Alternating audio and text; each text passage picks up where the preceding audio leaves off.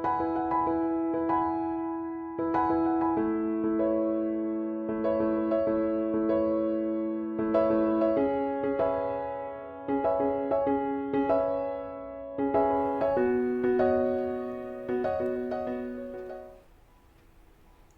Friends, welcome to Sairaj education. Okay, हमने start की थी एमसीक्यू की सीरीज़। सब्जेक्ट है आपका जीएसटी या फिर इनडायरेक्ट टैक्स बोल सकते हो इसको आप। ओके, तो एमसीक्यू सीरीज़ स्टार्ट की थी, पता है आपको, मल्टीप्ले चॉइस क्वेश्चंस, क्योंकि अभी एग्ज़ाम पैटर्न यही हो गया है सबका, तो इसके लिए बेनिफिशियल रहेगा फॉर एमकॉम, चाहे वो रेगुलर स्टूडेंट्स हो या फिर आइडियल स्टूडेंट्स। आइडियल यानी जो डिस्टेंस से दे रहे हैं, वो दोनों के लिए बेनिफिशियल रहेगा। साथ में जो सीए की प्रिपरेशन कर रहे हैं, एमबीए कर रहे हैं, जो भी बीकॉम है, बीबीए है, बैफ है, और जो जीएसटी की प्रिपरेशन कर रहे हैं, ठीक है, जीएसटी के एग्ज़ाम्स के लिए जो भी प्रिपरेशन कर रहे हैं, उन सब के लिए ये हेल्पफुल रहेगा।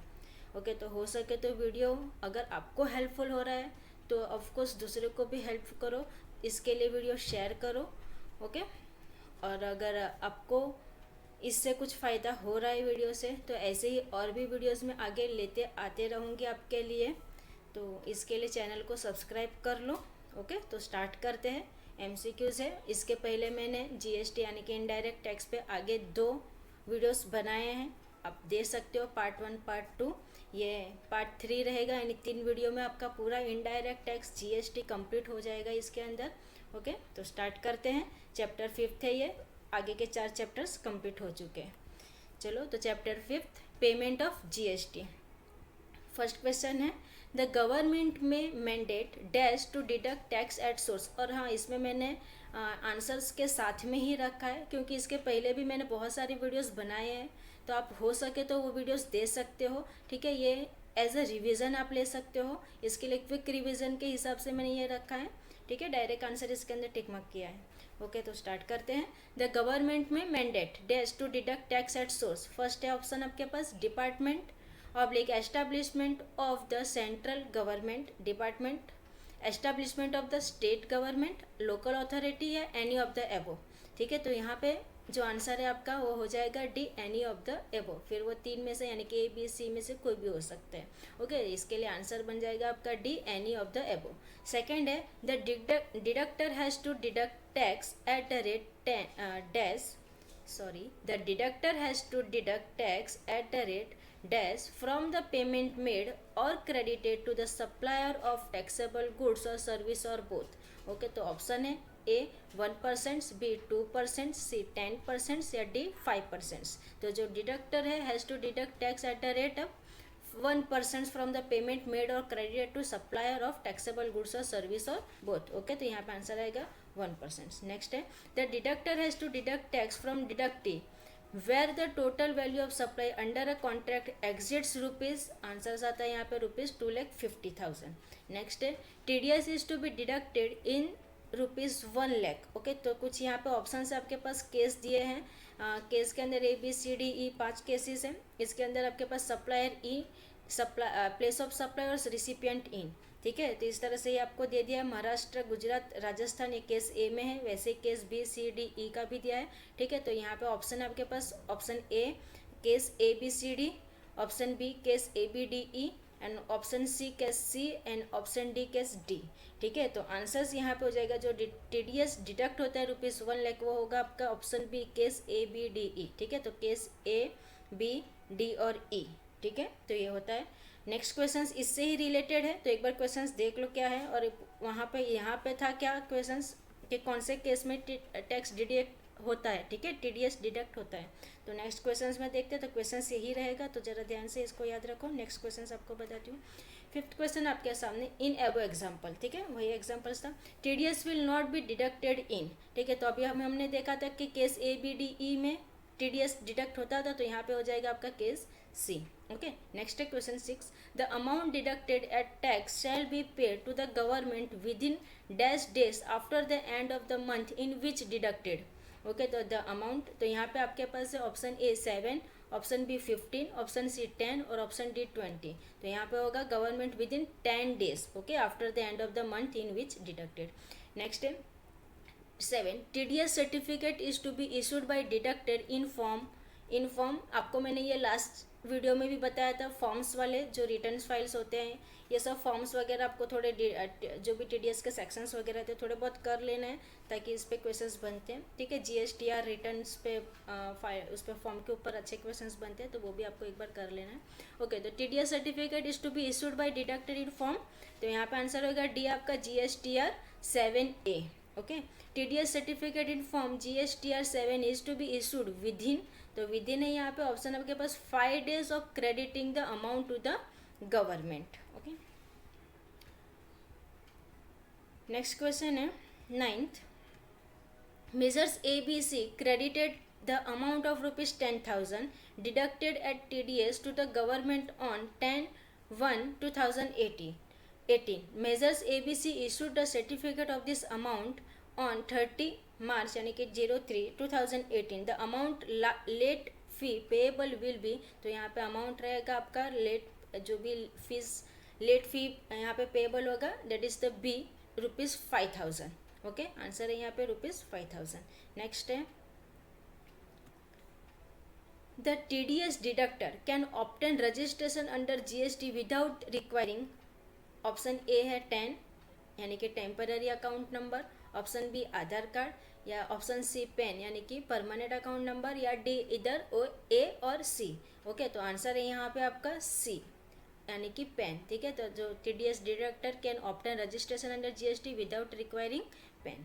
नेक्स्ट है 11, टैक्स डिडक्टर या collector has to submit application for grant of registration in form, तो यहाँ पे आएगा आंसर है आपका GST REG 07। ओके, यानी कि GST रजिस्ट्रेशन 07, डिडक्टर हो या कलेक्टर हो, दोनों को सबमिट करना पड़ेगा एप्लीकेशन फॉर ग्रांट रजिस्ट्रेशन, तो फॉर्म है उसके लिए GST REG 07।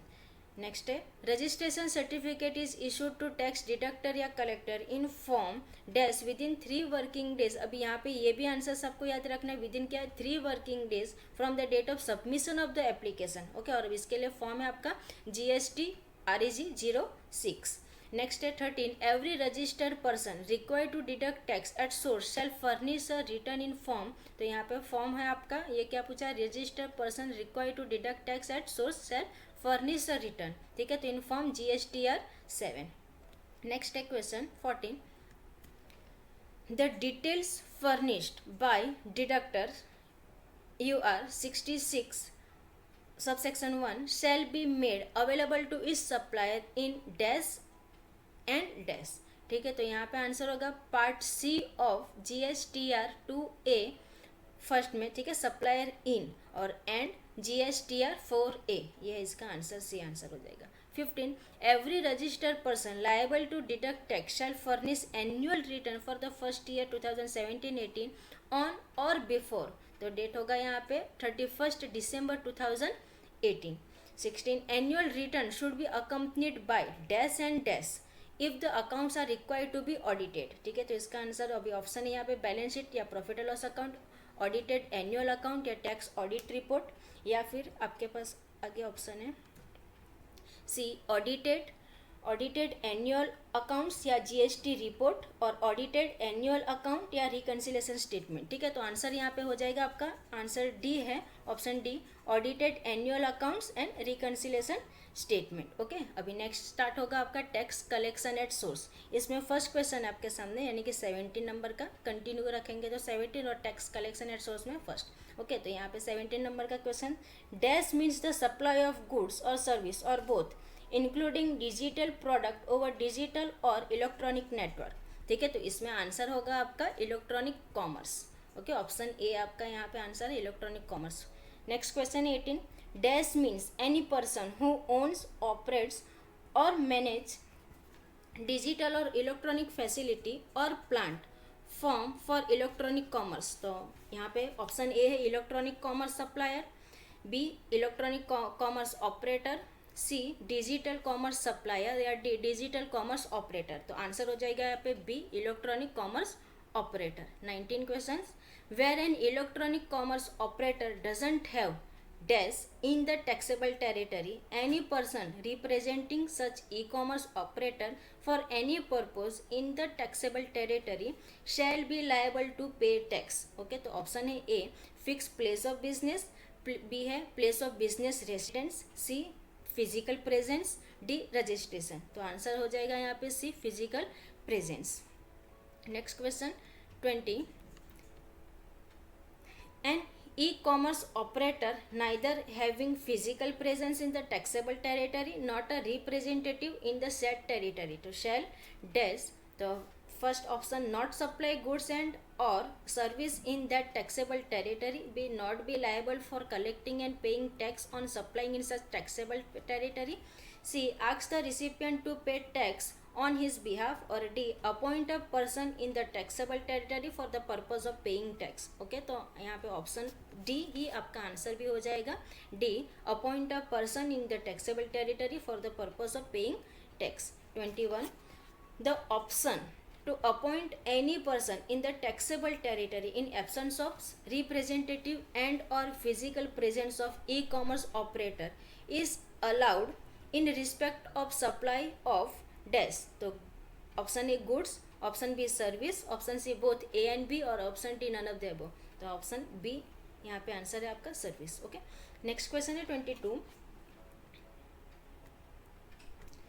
Every electronic commerce operator shall collect an amount at the rate 1% of net value of taxable supplies made through it by other supplier where the consideration of supplies is to be collected by the. ठीक है, तो option A है e commerce operator. Okay, e commerce operator, B supplier, C any of the above और D agent of the supplier. तो answer हो जाएगा यहाँ पे ए ई कॉमर्स ऑपरेटर. ठीक है, आंसर है आपका ऑप्शन ए. नेक्स्ट है 23rd question. Dash shall mean aggregate value of taxable supplies made by all registered person through operator reduce by aggregate value of taxable supply return to the suppliers. Okay, तो answer है यहाँ पे आपका option C. Answer है net value of taxable supply. Okay, option C यहाँ पे answer हो जाएगा net value of taxable supply. 24. The amount of tax collected is to be paid to the government with in dash days after the end of the month in which tax is collected. तो answer हो जाएगा यहाँ पे आपका with in 10 days. ठीक है, with in 10 days. तो option सी right है यहाँ पे. 25. Every operator who collects the amount of tax has to furnish the details of the same within the days after the end of the month. Okay, तो यहाँ पे भी same है 10 days ही answers आता है. ठीक है, यहाँ पे भी क्या हो जाएगा 10 days. 26. Every operator who collects the amount of tax under section 52 subsection 1 shall furnish dash before 31st December following the end of the financial year. ठीक है, तो यहाँ पे reconciliation statement, annual statement, undertaking या डिक्लेरेशन. तो यहाँ पे होगा एनुअल स्टेटमेंट. ठीक है, यानी आंसर हो गया आपका यहाँ पे ऑप्शन बी राइट है आंसर. ठीक है, नेक्स्ट क्वेश्चन है आपके सामने 27. An operator can rectify any omission or incorrect particulars in furnishing the statement under section 52(4) subject to payment of dash. तो option A tax, option B interest, option C penalty, option D late fee. तो answer है यहाँ पे payment of interest. ठीक है, तो answer आ जाएगा बी.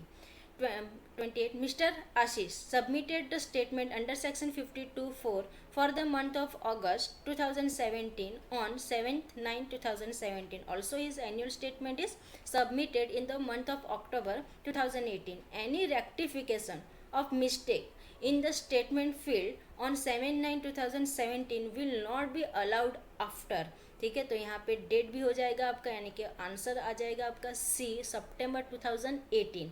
ठीक है, क्या रहेगा आंसर आपका सितंबर 2018. नेक्स्ट है 29. इन एबो केस, यानी जो ऊपर था वही क्वेश्चन से यहाँ पे. In above case if annual statement is filled in July. ठीक है, अब क्या बोला, अगर फील्ड हो रहा है वो जुलाई में, वहाँ पे क्या था फील्ड हो रहा था सितंबर में, तो आंसर भी सितंबर था. यहाँ पे देखो क्या है, फील्ड हो रहा है जुलाई 2018, तो answer will be also that is the July in 2018. ठीक है, यानी आंसर हो गया यहाँ पे डी जुलाई 2018. क्लियर है कैसे की वर्ड्स पकड़ने और आंसर देने हैं. ठीक है, नेक्स्ट है 30. The details of supplies furnished by the every operator shall be matched with the corresponding details of dash furnish by the concern supplier. तो outward supply, inward supply, supplies या both A and B, तो of course ये क्या हो जाएगा, outward supply. Okay, यानी option A right है यहाँ पे, outward supply. Next question 31, where the details of the outward supplies furnished by the operator do not match with the corresponding details furnished by the concerned supplier, the discrepancy shall be communicated. Okay, तो by the supplier to operator, by operator to supplier, to operator और supply या to operator and supplier. ठीक है, तो यहाँ पे answer आएगा to operator and supplier. ठीक है, तो आंसर डी। नेक्स्ट क्वेश्चन है 32, in case an operator fails to furnish the information required by the notice served to him under section 52(2) within 15 days of the date of service, he will be liable to pay penalty of maximum। तो यहाँ पे maximum जो भी penalty रहती है वो रहेगी ₹25,000 की। तो आंसर है आपका यहाँ पे 25,000 सी। ठीक है, तो सी है ₹25,000। 33, the dash needs to compulsory get registered under GST. तो e commerce operator, supplier supplying goods और सर्विस थ्रू एन ऑपरेटर या बोथ ए एंड बी या नन ऑफ द अबव। तो of course both A and B सबको registration करवाना है, तो हो जाएगा यहाँ पे दोनों आएगा, ई कॉमर्स भी और सप्लायर भी, तो बोथ ए एंड बी, तो C answer. 34, person required to collect tax at source has to submit dash in the form GST registration 07। तो आंसर है यहाँ पे option A, application for grant of registration. 35, the proper officer issue form GST registration 06 for. तो किसके लिए रहेगा, जो GST registration 06 है वो कैंसलेशन ऑफ रजिस्ट्रेशन, तो option C cancellation of registration. ठीक है, आपको मैंने पहले ही बोला है थोड़े फॉर्म कर लेने, इंपॉर्टेंट है, तो आपको ये हेल्प रहेगा एग्जाम में, इसके चांसेस ज़्यादा रहते हैं। ठीक है, 36, the proper officer issue form GST 08। ठीक है, तो 08 है अमेंडमेंट इन रजिस्ट्रेशन। ठीक है, कैंसलेशन के लिए GST रजिस्ट्रेशन 06 है। ठीक है, एप्लीकेशन के लिए 07 है। ओके, कैंसलेशन के लिए 06 और अमेंडमेंट के लिए कुछ चेंजेस के लिए यानी अमेंडमेंट के लिए 08। ओके, क्लियर है ये। आगे, every electronic commerce operator required to collect tax at source has to furnish a statement in form। ठीक है, तो यहाँ पे आएगा GSTR 7। Details furnished by operator are made available to supplier in their form। तो यहाँ पे जो भी डिटेल्स फर्निश होते हैं ऑपरेटर को, तो उसके लिए है फॉर्म आपका GSTR 4A। Okay, GSTR 4A। Okay, next session चालू हो रहा है आपका पेमेंट ऑफ टैक्स। तो पेमेंट ऑफ टैक्स में 39, every deposit made towards tax interest penalty fee or any other amount shall be credited to electronic cash ledger, electronic credit ledger, electronic liability register या electronic account ledger. तो answer है यहाँ पे भी electronic credit laser. Okay, जो भी deposit हम करवा रहे हैं, टैक्स हो, इंटरेस्ट हो, पेनल्टी, फीस या कुछ भी, तो वो सब यहाँ पे क्या लिखा, शैल बी क्रेडिटेड। ठीक है, तो कहाँ पे क्रेडिटेड होगा, इलेक्ट्रॉनिक क्रेडिट लेजर में। नेक्स्ट है 40, the input tax credit as per the return filed by registered person shall be credited to electronic cash ledger, electronic credit ledger, electronic liability register या electronic account ledger. तो अगर input tax credit है as per the return filed, तो registered person shall be credited to electronic account ledger. Okay, the amount available in the electronic cash laser can be utilise for payment of. तो ये किसके लिए utilize होगा, of course tax के लिए, तो option A है tax. 42, the amount available in the electronic credit ledger can be utilized for payment of। अभी ध्यान में रखना, यहाँ पे क्या था, अमाउंट अवेलेबल इन इलेक्ट्रॉनिक कैश लेजर और यहाँ पे इलेक्ट्रॉनिक क्रेडिट लेजर। अगर इलेक्ट्रॉनिक कैश लेजर है तो यूटिलाइज किसके लिए होगा, टैक्स के लिए, और क्रेडिट लेजर है तो सेल्स के लिए। ठीक है, CESS सेल्स के लिए, तो ऑप्शन सी यहाँ पे आंसर होगा, सेल्स। ओके, याद रहेगा, कैश लेजर टैक्स के लिए, क्रेडिट लेजर सेल्स के लिए। ओके, नेक्स्ट है 43,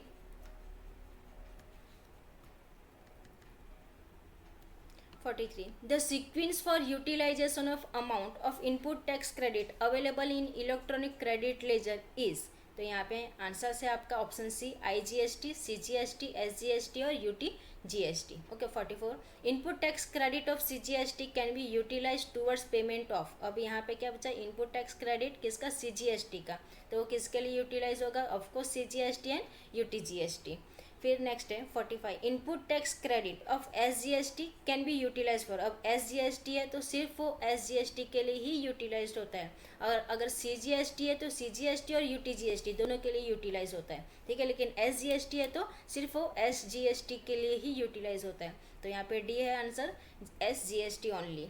input tax credit of dash can not be utilise for making payment of CGST, तो IGST, ठीक है। Input tax credit of IGST can not be utilise for the making payment of CGST। Next question 47, all liability of a taxable person are recorded and maintained in, तो electronic cash ledger, electronic credit ledger, liability register या account ledger. तो all liability है ना, ठीक है, तो ये क्या होगा, all liability of taxable person are recorded and maintain in the electronic liability register. Next question 48, the balance is dash में बी रिफंडेड, तो कौन सा बैलेंस रिफंड होगा, तो वो होता है आपका इलेक्ट्रॉनिक कैश लेजर का, ठीक है, क्रेडिट लेजर का नहीं, इलेक्ट्रॉनिक कैश लेजर रिफंडेड है, तो द बैलेंस इज, यानी कि ऑप्शन ए यहाँ पे आपका राइट आंसर हो जाएगा, इलेक्ट्रॉनिक कैश लेजर में बी रिफंडेड, ठीक है। 49, interest at the rate dash is payable on delayed payment of tax, ठीक है, तो इंटरेस्ट एट द रेट 24%, ठीक है, 18, 15, 28 या 24, तो ये आंसर है यहाँ पे डी 24%, तो interest at the rate 24% is payable on delayed payment of tax. 50, interest at the rate dash is payable in case of excess claim of credit or excess reduction of output tax liability, तो यहाँ पे आएगा answer आपका A 18%, okay, 18%। 51, the electronic liability register shall be maintained in form, ठीक है, तो यहाँ पे क्या पूछा है, इलेक्ट्रॉनिक लायबिलिटी रजिस्टर, तो इसके लिए फॉर्म है GST PMT 02, ठीक है, यानी कि GST PMT यानी पेमेंट, तो GST PMT 02। नेक्स्ट है 52, the electronic liability register shall be debited by amount payable toward tax, interest, late fee or any other amount payable determine, ठीक है, तो यहाँ पे as per the return furnish ये भी नहीं होगा, बाय प्रॉपर ऑफिसर ये भी नहीं, बोथ एन भी तो होगा नहीं, तो डी है यहाँ पे नन ऑफ द अबव, ठीक है, तो इसमें से कोई नहीं आता है, जिसके लिए आंसर हो जाएगा D none of the above. Payment of every liability by registered person shall be made by debiting, ठीक है, तो ये किसके द्वारा होगा, लायबिलिटी पेमेंट है, तो of course electronic liability register. Next question 54, payment of every liability by the registered person shall be made by, ठीक है, क्या पूछा है, पेमेंट ऑफ एवरी लायबिलिटी, तो डेबिटिंग इलेक्ट्रॉनिक लायबिलिटी रजिस्टर, ठीक है, liability by registered person shall be made by debiting electronic liability register. Next question, any discrepancy in electronic liability register shall be communicated to jurisdictional officer through form, तो इसके लिए form है आपका GST PMT 05। Next है the electronic credit ledger shall be maintained in form, ठीक है, तो credit ledger maintain होगा form GST PMT 02। Next question है 57, the electronic credit ledger shall be dash to the extent of discharge of any liability, तो ये होता है the electronic credit ledger shall be decrease to the extent of discharge of any liability, तो answer है यहाँ पे option A increase, option B debited, option C credited, option D decrease, ठीक है, तो आंसर हो जाएगा यहाँ पे option D decrease. Next question, the electronic cash ledger shall be maintain in the form, तो इलेक्ट्रॉनिक कैश लेजर के लिए GST PMT 02, ठीक है, क्रेडिट के लिए आई थिंक 02 है, यहाँ पे 01, सॉरी, हाँ, इलेक्ट्रॉनिक कैश लेजर के लिए 01, तो maintain in form GST PMT 01। Over the counter payment through authorize banks is restricted to, तो रिस्ट्रिक्ट है वहाँ पे ₹10,000 तक, ठीक है, चलन पर टैक्स पीरियड, तो ओवर द काउंटर पेमेंट, ठीक है, OTC इसका ये आपको फुल फॉर्म पूछ सकते हो, ओवर द काउंटर, ठीक है, OTC, तो over the counter payment through authorize bank is restricted to ₹10,000 पर चलन पर टैक्स पीरियड, ठीक है, तो ये ऑप्शन ये ₹10,000। 60, a challan generated in form dash is the required to making the payment of tax penalty interest and other dues, तो यहाँ पे ऑप्शन है डी GST PMT 09, ठीक है, चलन जनरेट के लिए फॉर्म है GST PMT 09। फिर है 61, the challan generated in form GST PMT 06 is valid for, अभी जो GST PMT 06 के अंदर जो चलान जनरेट होता है तो वो वैलिड कितने दिन के लिए रहेगा, 10 डेज के लिए, ठीक है, तो ऑप्शन सी है आपका 10 डेज आंसर हो जाएगा। CPIN स्टैंड फॉर, ठीक है। तो यहाँ पे CPIN स्टैंड हो जाएगा किसके लिए, तो आंसर यहाँ पे ऑप्शन ए है कॉमन पेन आइडेंटिफिकेशन नंबर, चलन paid identification number, common portal identification number या चलन पोर्टल आइडेंटिफिकेशन नंबर। तो CPIN stand for common portal identification number, ठीक है, common portal identification number. Next है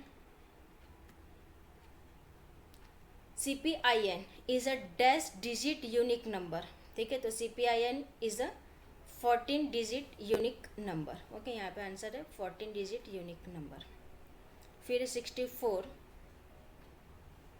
अ unique identification number shall be generated at common portal for each, ठीक है। तो answer यहाँ पे ऑप्शन ए डेबिट और credit to the electronic cash or credit ledger, option B debit to electronic cash ledger and credit to electronic credit ledger, C debit to electronic credit ledger and credit to electronic cash ledger, D debit और credit to electronic liability register. तो answer है यहाँ पे जो unique identification number UIN, इसका भी full form पूछ सकते हैं UIN, ठीक है। तो unique identification number shall be generated at common portal for each debit और credit to the electronic cash or credit laser.